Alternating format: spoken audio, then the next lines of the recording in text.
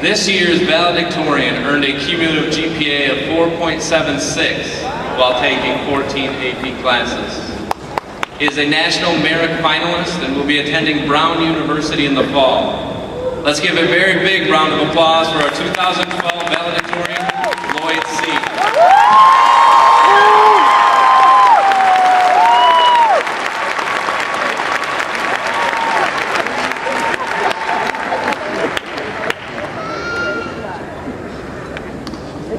Jason, can you hear me if I talk like this? Pretty good. All right, before I give my speech, the first thing I have to do is point out two girls who have been there with me through so much. They are probably solely responsible for the person that I am today, whether they know it or not. Those two girls are my mother and my grandmother.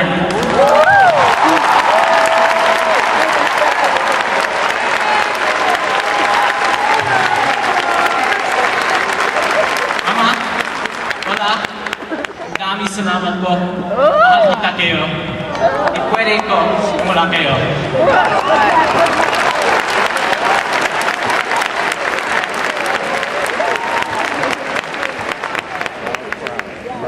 Principal Reinecke, teachers, staff, parents, siblings, Hannah, and of course, my fellow graduates.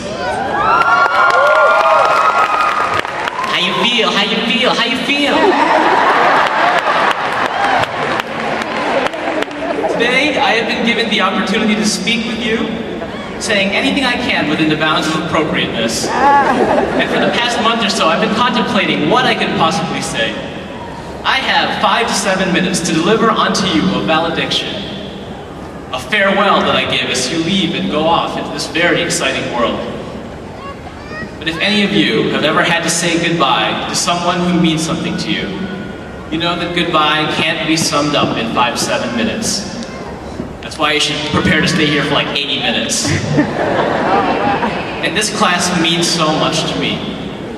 See, at the end of 8th grade, my parents gave me the chance to switch out of the gifted program and attend, if I wanted to, Boylan or Keith.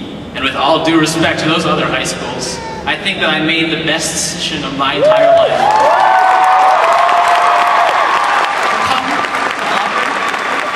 And to be speaking in front of you guys today. First of all, I want to reiterate what you've heard over and over, and that is congratulations.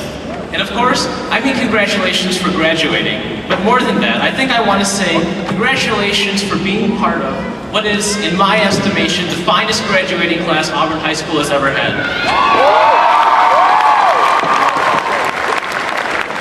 I mean, think of all the great things we did this year. Behind its senior core, our school achieved athletic, academic, artistic success, and we didn't buy our success, because you can't buy heart, you can't buy determination, and you can't buy perseverance. We stuck together through hard times, turmoil and tragedy and death. And most importantly, I'm pretty sure we're the most physically attractive graduating class in recent memory.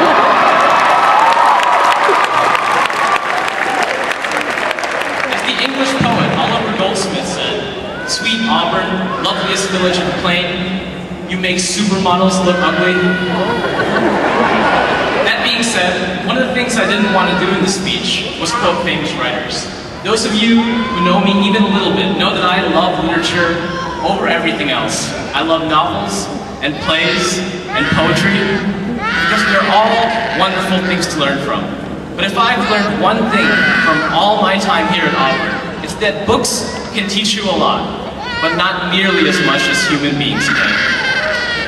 I applaud our teachers today, but not for teaching me about anything academic. Not about science or history or math. I applaud you guys because you gave me an environment in which I could interact with my fellow students, and they have taught me infinite things. If you think about it, it's amazing because when you meet another person, they have in them a whole life that you haven't gotten to live. Now imagine how much more you'd know if you could live through 2 different lives. That's why conversation is so important. I'm proud to say that in my high school career, I have stayed up past midnight many times, but never to study for a test, only to talk to my friends. And if I may say so, I think I learned more through those late night conversations than I could have by reviewing dates, theorems, or equations. It's because of these conversations and these relationships that I made that I know things like what it means to be there for someone when they're hurting. Things like how inadequate it can be to say I love you. Things like having to let go of dreams you had for so long because it's closing time. And yes, things like forming new dreams out of the rubble, forming something beautiful out of what was destitute. So many graduation speeches emphasize the fact that you've earned a valuable education and now you have power. Now you can go out and make the world a better place. You ask young people what they want to do, and the ambitious, intelligent ones, they say, I want to change the world a little bit for the better. Today, I challenge you, ambitious, intelligent ones, and you are perfectly free to disagree with me, but it's me who's up here. I challenge you to pursue an alternate dream by a lot. The world doesn't need any single one of us, but the people who love you do. Remember this too then, that you, in order to truly shape human beings, you must become vulnerable. Because where does actual influence come from, if not the very core of our essence? How can people learn from us if we don't show them who we are? Now I know it's terrifying to put yourself out there, but when you do it, and when you've opened yourself up to somebody else wholeheartedly, you form this sort of bond that's magnificent and nearly impossible to let go of. Nothing more than people who cannot say how they feel. Cleverness is silly. Wittiness is silly. Inspirational quotes are silly. Motivational speakers are silly. Art, music, science, math, history, philosophy, even literature is silly. Truth itself, knowledge is all silly. One must say simply what one feels. You lose nothing, and you have the whole world to gain out of being honest with yourself and the people who deserve to hear it. Don't hoard your feelings, and don't you dare ever deny them. Remember to have faith in how you feel. As a beautiful and wise girl once told me, Lloyd, I will urge you to hold on to whatever faith it is you have. If it's a faith in God, faith in love, faith in happiness, whatever it is, never let it go, because faith is what allows us to live passionately. Faith is what allows us to live passionately. I echo her words today. Love other people with faith in them.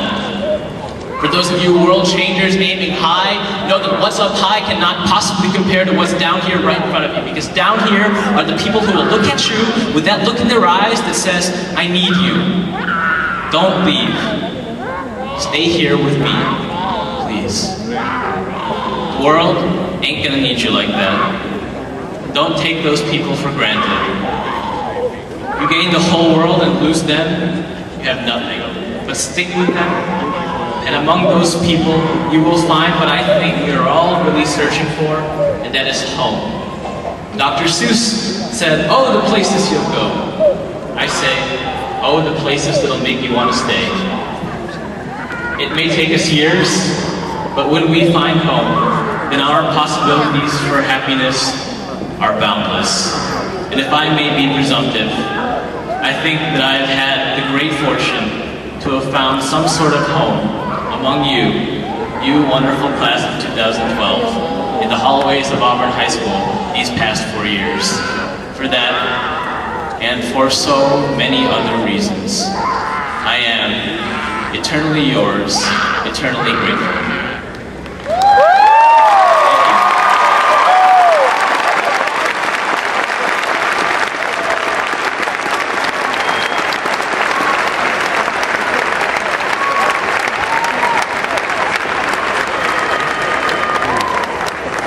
Let's keep it going for Lloyd.